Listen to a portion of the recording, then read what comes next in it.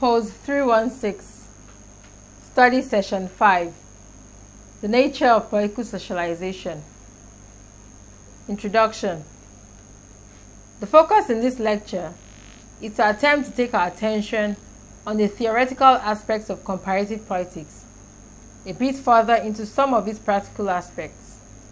Essentially, we will look at the concept of political socialization, which will be broken into two main sections.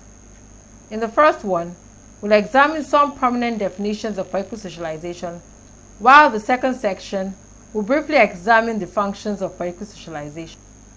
Learning outcomes. At the end of this study session, you should be able to describe what political socialization means and analyze and discuss the functions of political socialization in a political system. Definitions of political socialization.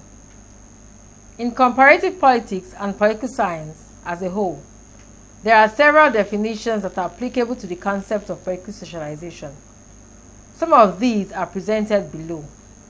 According to Sidney Verba in his work, The Comparative Study of Political Socialization, the concept can be defined as the learning process by which the norms associated with the performance of political roles, as well as fundamental political values and guiding standards of political behavior, are learned.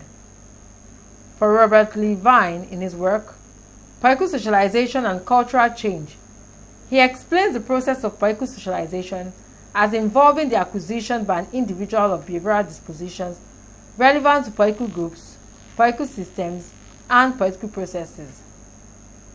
Harry Eckstein, in an essay on comparative politics, sees political socialization as a process through which operative social norms regarding politics are implanted, political roles are institutionalized, and political consensus created either effectively or ineffectively.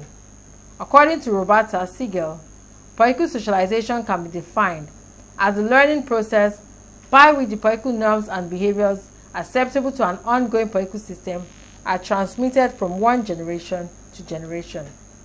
In this collection of definitions by Subaru in 2004, Gerald Bender is also quoted to have defined political socialization as the process through which the individual internalizes political relevant attitudes, benefits, morals, cognitions, and values in his article on political change.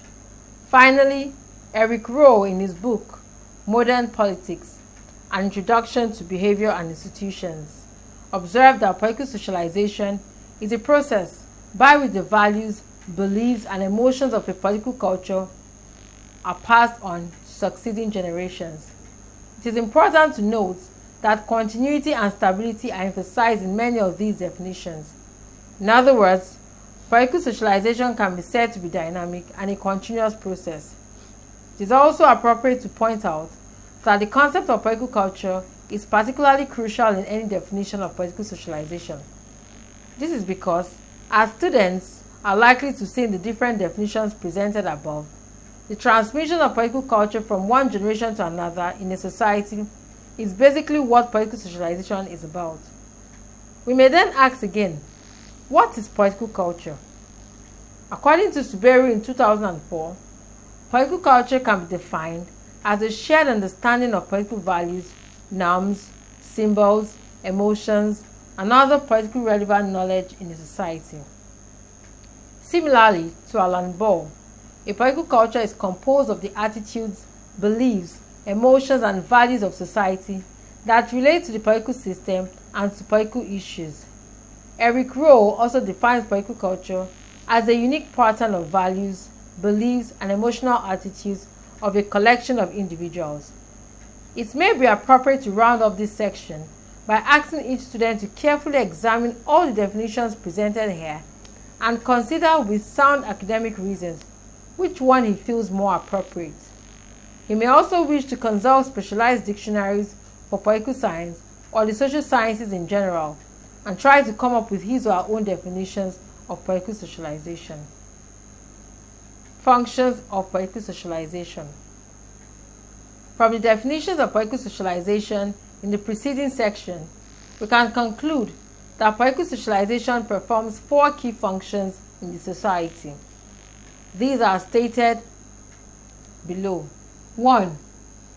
Political socialization ensures the intergenerational transmission of political norms, values, symbols, and ideas. In other words, political socialization helps to preserve, transmit, and inculcate distinctive patterns of political culture across time. Secondly, by facilitating the intergenerational transmission and inculcation of political culture, political socialization helps to maintain continuity and stability in the society. Thirdly, political socialization helps to ensure some degree of discipline among members of a political community. In other words, political socialization curbs or controls disruptive behavior by ensuring that members of a society behave in a manner that is socially acceptable. Finally, political socialization is a means for role training. This is to say that political socialization equips the members of society with the basic skills necessary for political participation or the performance of important political roles.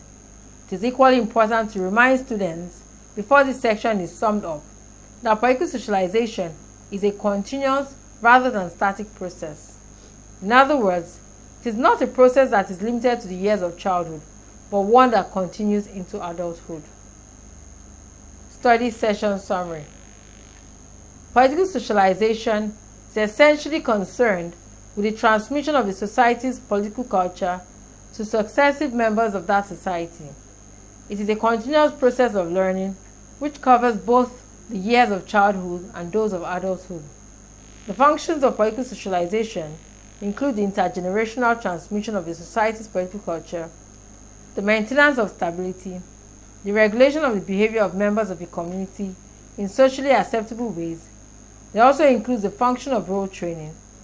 Meanwhile, for the purpose of comparison, students are expected to identify key aspects of our discussions on different political cultures and use them to isolate similarities and differences that are peculiar to some countries or political systems. End of study session 5. Thank you for listening.